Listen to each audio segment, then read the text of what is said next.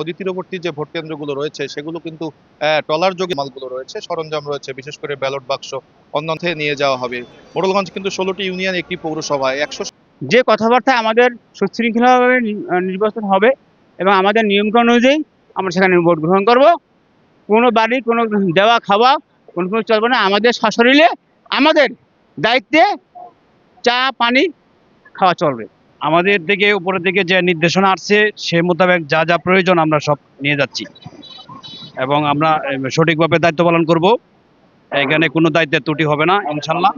আমরা নির্বাচনের জন্য যা যা প্রস্তুতি নেওয়া দরকার ফুলফিল প্রস্তুতি নিয়েছি এবং নির্বাচনে এবং ঠিকমতো সময় যাব কেন্দ্রে এবং কেন্দ্রে সঠিকভাবে নির্বাচন পরিচালনা করবো, যেন কোনো অনিয়ম দুর্নীতি না হয়। আমাদের সার্বক্ষণিক সব প্রস্তুতি আছে, আইন শৃঙ্খলা প্রস্তুতি আছে, আমাদের সাথে যথেষ্ট পরিমাণে আনসার সদস্য আছে, অস্ত্রধারী আছে, পুলিশ আছে এবং নির্বিঘ্নে নিশ্চিন্তে আপনারা ভোটারদেরকে আহ্বান করবো আপনারা ভোট দিতে আসবেন।